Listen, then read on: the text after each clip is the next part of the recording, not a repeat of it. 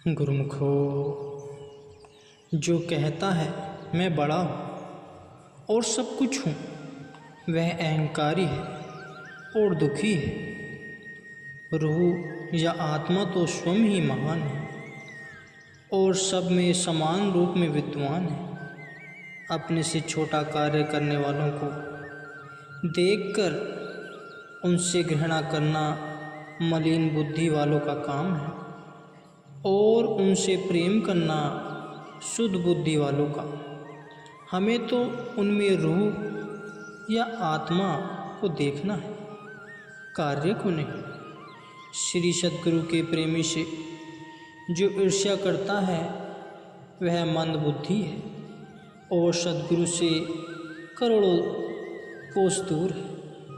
तथा जो प्रेमी को प्रेम से देखता है वह ताने पेटे की भांति सद्गुरु से मिला हुआ है, एकत्र अथवा संगठित है और हरिभक्त है। घर में कितने ही सदस्य रहते हैं, छोटे या बड़े, सबके विचार वे मित्र विभिन्न होते हैं, पर प्रेम से समय व्यतीत करना चाहिए। सेवा करते रहिए और अपना कर्तव्य निभाते रहिए। अकारण ही किसी से कमी बेशी हो जाए तो उसमें श्रद्धा का हनन नहीं होना चाहिए और न ही किसी प्रकार की भ्रांति होनी चाहिए। किसी को विकारों में उलझा देखकर उसे बचाने का प्रयत्न करना चाहिए। यह भी सेवा है। उलझनों को सुलझाइए और परेशान मत होइए। कार्य करिए तथा चिंता न करिए। भाग्यवान वही है जो अपने इष्ट देव के प्रेम में लीन रहे। अन्य सब बातें भुला दीजिए। यह मार्ग चतुराई का नहीं, केवल श्रद्धा और प्रेम का है। और चाहे कुछ भी न हो, परंतु श्रद्धा की पूंजी हो तो वही पर्याप्त है। एक भरोसा, एक बल, एक आस, विश्वास, मान भी ऐसा ही होना चाहिए।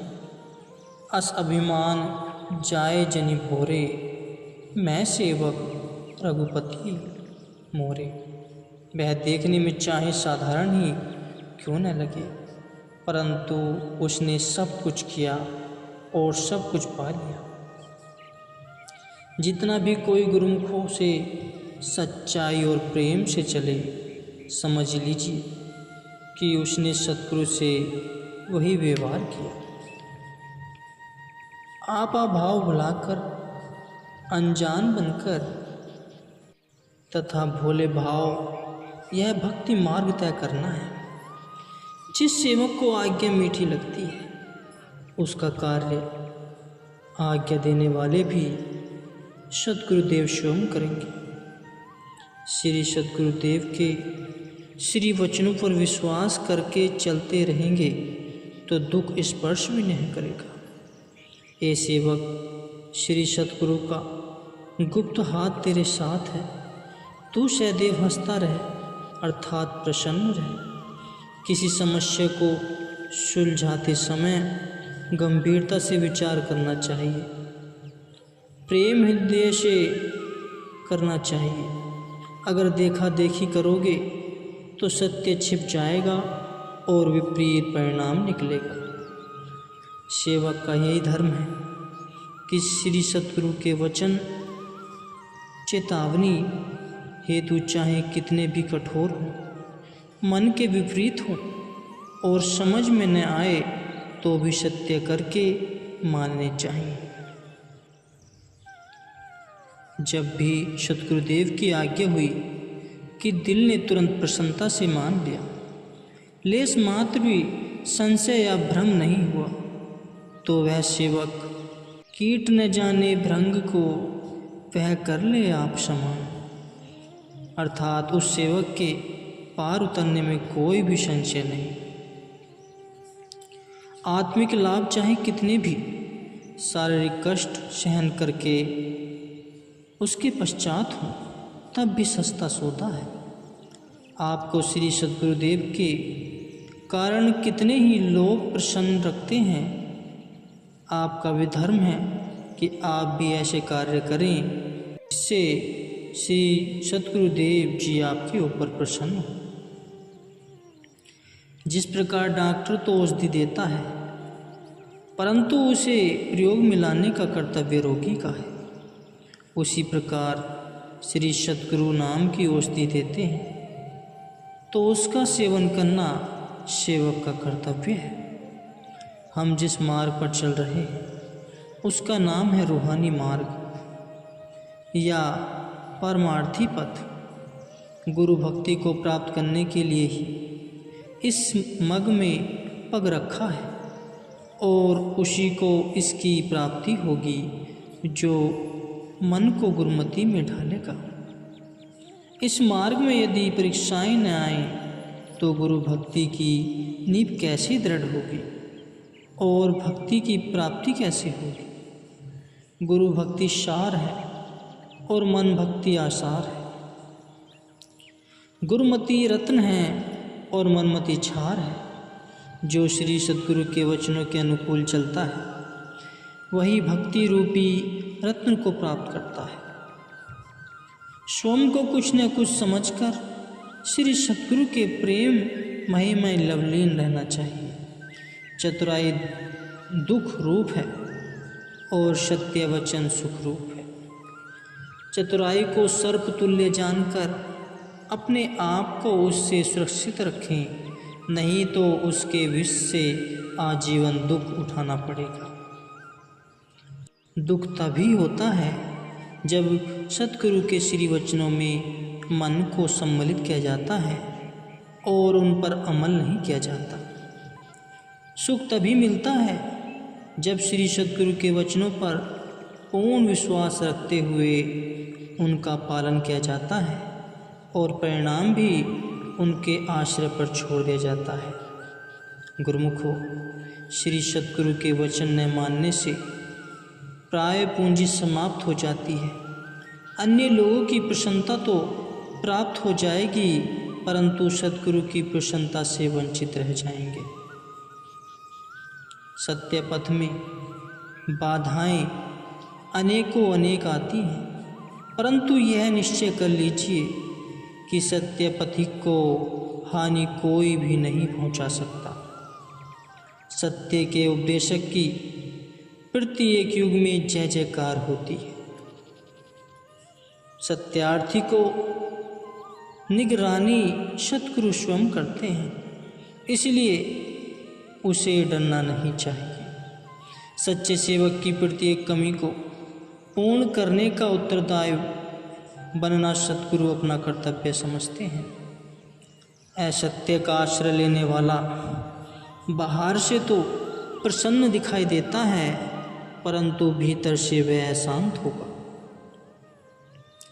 श्री सद्गुरु को हृदय में आसीन कर अथवा साथ लेकर सत्य पथ पर चलने से अपना भी कल्याण और साथ में और भी लाखों करोड़ों का कल्याण होता है तथा सद्गुरु देव की प्रसन्नता भी प्राप्त होती है। आप सत्य की ओर पग बढ़ाते चले, आगे जितनी भी बाधाएं या उलझनें आएंगी वे सब धुएं के पहाड़ की भांति काफूर हो जाएंगे। बुराई करने वालों को बुराई का फल कुदरत स्वयं देती है। जब सब कुछ भी मौज से ही होता है तो अधिक विचारने और अशांत रहने की क्या आवश्यकता है। कभी भी विपरीत परिस्थितियों में क्रोध नहीं करना चाहिए। क्रोध व अशांति भक्ति में शोभा नहीं देते। अंदर से सावधान रहकर धैर्य, सहनशीलता और प्रेम से परिश्रम करना चाहिए तथा परिणाम मालिक के आश्रय पर छोड़ देना चाहिए।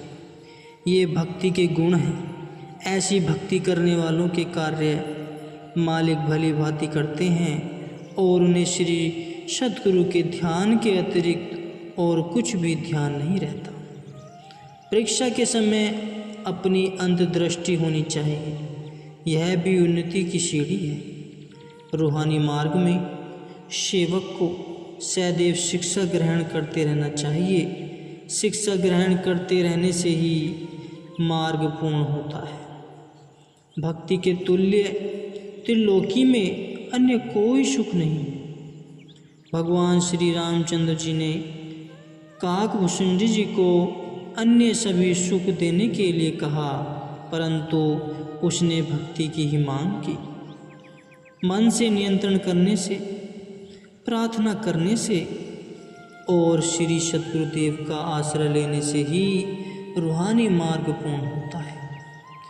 जो परोपकार का कार्य कर गए या कर रहे हैं, उन्हें लाखों कठिनाइयों का सामना करना पड़ता है। गुरुमुखों, दुनिया का यह स्वभाव है कि सत्य बोलने वालों को असत्यवादी कहना। संतों को दुख देकर संसारी समझते हैं कि हमने उन्हें दुख दिया है, परंतु संतों को दुख स्पर्श भी नहीं करता। संसारियों को तो चर्म दृष्टि है, उनके अंतरीव नेत्र तो बंद हैं।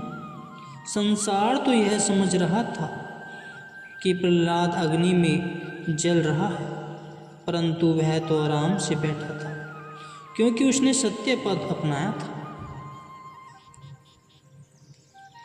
श्री सद्गुरुदेव जी की सेवा श्रद्धा और नम्रता सहित करोगे तो कर्ण से मन होकर मिलेगा। श्री सद्गुरु सेवा से जब प्रेम उत्पन्न होता है तो आत्मा में शांति आ जाती है और शक्ति की उत्पत्ति होती है। उसी बल या शक्ति से मन पर विजय प्राप्त की जा सकती है। श्री सद्गुरु का दरबार इस संसार में परम सुख का धाम है। आप महादुख की अग्नि में झुलस रहे हैं और उससे बचना चाहते हैं तो संसारी मोह त्याग कर सद्गुरु के श्री चरणों का आश्रय लीजिए। आत्मनिष्ठा के बिना मन पर विजय नहीं पाई जा सकती।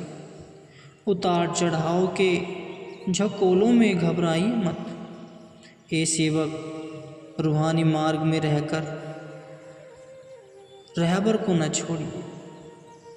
मन का कहना मत मानो और सद्गुरुदेव की आज्ञा सत कर और धारण कीजिए।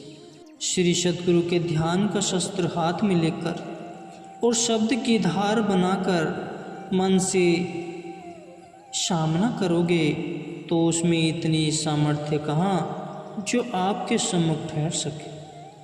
यदि सद्गुरु का शब्द आपके साथ है तो वे प्रत्येक कठिनाइयाँ में आपकी निगरानी व रक्षा करेंगे। शब्द आपकी आत्मा है और शब्द ही परमात्मा है। शब्द ही सुखों की खान है। आप शब्द की कमाई करेंगे तो आपके सुप्त भाग्य भी जागृत हो जाएंगे। श्री सद्गुरु ही आदि पुरुष हैं और सब कुछ जानने वाले हैं। वे आपकी भावना कुल ही फल देते हैं। वे त्रुटियों को क्षमा करने वाले हैं और पतित भी उनके नाम रूपी जहाज पर चढ़कर पार हो जाते हैं।